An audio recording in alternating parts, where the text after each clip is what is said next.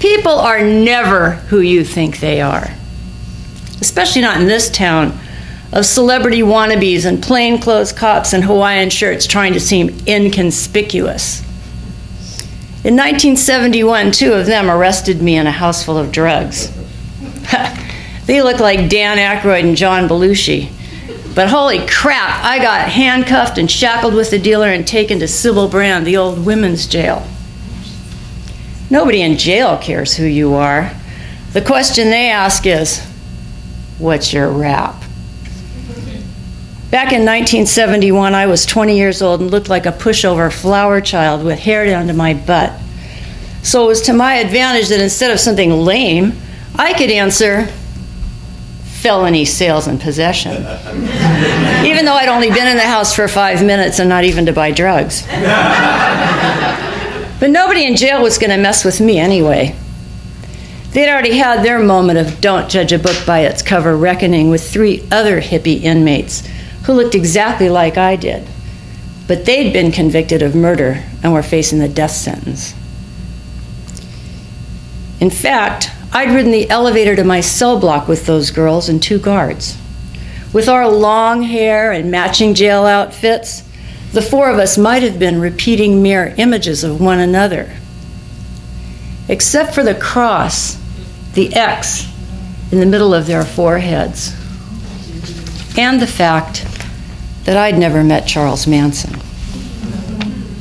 But enough about me. What about you? Are you who people think you are?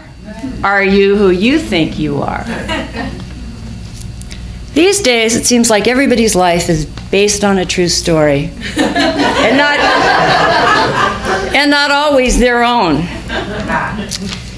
I used to call myself a true believer.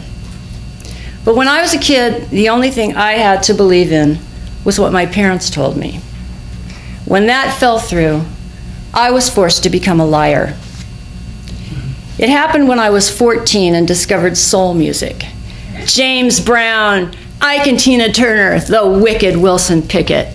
And then I made friends with black kids. My all men are equal parents, especially my mother, suddenly got real narrow-minded. The Watts Wrights didn't help either. She made my dad water down the roof of our house in North Hollywood with a garden hose while yelling it was my fault. After that, as far as I was concerned, my parents were hypocrites. So there was really nothing else for me to do except tell them that my girlfriends and I were going to the library every night, when really we were packing fake IDs and headed to a club in Hollywood to meet boys and dance. Those were the days. Teenage tail feathers shaking, kicking it down the center of the dance floor to Marvin Gaye's Hitchhike, and Junior Walker wailing on the sax, shotgun, shoot 'em boy and run now. Then the lights went down, the DJ started playing Ooh Baby Baby. We paired off in couples, tempting fate, slow dancing in the shadows, whispering our terminal love to one another. Knees and hips touching, belly rubs and bulges, feet barely moving, Shalimar and 16 years old, and the breathy gasp of virginity just under the wire. That is until June 1966. 666. Might as well have been the address for Satan. That's when school lit out and I fell in love with a boy who told me to trust him. And then he disappeared. I spent the summer throwing up while my parents pretended not to hear me gagging in the bathroom. I knew it was just a tumor, but what the heck? Before school started in September, I took the bus to Burbank to see a doctor. I gave him a fake name and a fake address for the bill. In exchange, he said I was pregnant and gave me a bag of prenatal vitamins, which I hid in my room as soon as I got home. Then, I went back to North Hollywood High School in the 11th grade as if summer and nothing had ever happened. A month later, my mother was snooping around in my room and found the pills. "How could you do this to me?" she wailed. "Really? to you? From that moment, nothing that mattered to me would ever matter anymore. And even though I was in trouble for lying, my parents decided to cover things up with an even bigger whopper, telling everybody I'd been accepted into private school back east. In November, they even got fake stationery so I could write fake letters to send in a big envelope to another city so they'd have the fake school's postmark. On Halloween, my parents and I got in my dad's big red Mercury and headed for the Florence Crittenton Home for Unwed Mothers in Lincoln Heights. There, I'd be hidden away for the next 5 months till I gave birth, after which my baby would be taken away and put up for adoption. They told me I had no choice. But the good news was, after that, I could just go home and pretend it never happened. My new residence was safely tucked away in a ragtag Mexican neighborhood that had premiered 6 decades earlier as the pride of Los Angeles. But over the years, it had become like a foreign country to most white people, which made it perfect for hiding their defiled daughters. The home's director, Miss Bates, was a prune-faced old spinster with short, oily hair combed flatly behind her ears. Besides following her stupid rules, she said I'd also have to see a psychologist. It wasn't the first time I'd been told I was crazy.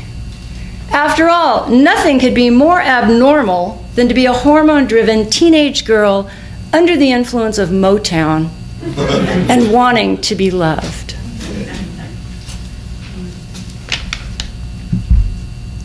Privacy is our golden rule. Girls may only call one another by first names, and we recommend they make up a special one to use here. Bates extended one lizard-like paw in my direction. What other name would you like to be called? I looked at my parents, then back at her. Ramona, I said. I'd seen it on a billboard over the amphitheater across from the Hollywood Bowl. It was called the Pilgrimage then, and every summer they held a big pageant about some tragic Indian maiden named Ramona. I knew picking an ethnic alias would upset my mother. I watched her squirm and tried not to smile. Just be glad it's not Aretha, I thought. As night approached, my parents and I stood outside on the home's wide cement porch saying goodbye. A pair of swayback Madonnas with basketball bellies trudged up the stairs, pointing at me, giggling as they disappeared inside. Then, 2 pint-sized trick-or-treaters with goblin buckets came by, looked up at the home, and decided to keep going. It was chilly out there. My mother struggled to button my sweater over my too fat front. I knew as soon as they got in the car, she'd start crying. After all, nothing says failure like having to send your kid away for someone else to rehabilitate. But once I settled in, I realized why Bates had suggested the fake name. Since each pregnant teen was there to hide her shameful condition and ultimately be restored to the outside world as if nothing ever happened, there was little to cultivate. Becoming friends would only make the goal of our collective amnesia more difficult. I won't remember I saw you here if you forget that you saw me.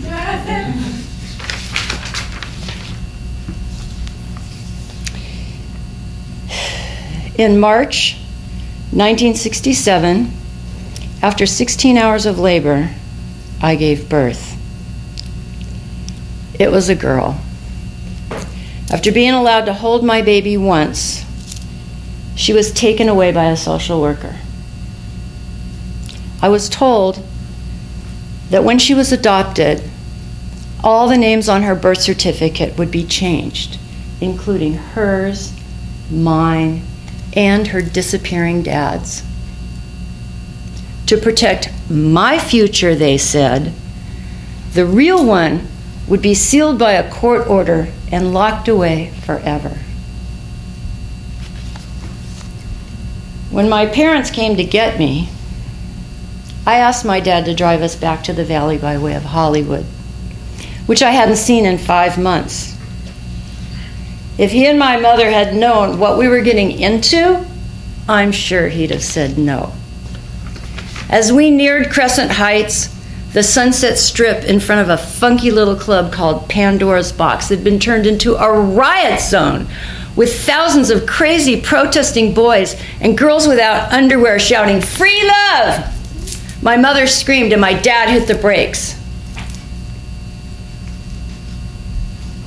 Who the hell were these kids? Did some kind of revolution happen while I was locked up?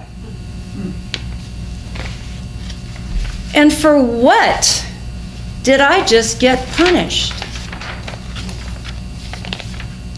50 years later, I'm still not sure.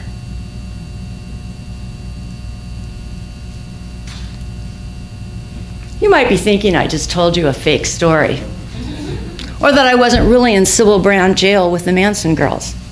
Then again, maybe you're not who I think you are either.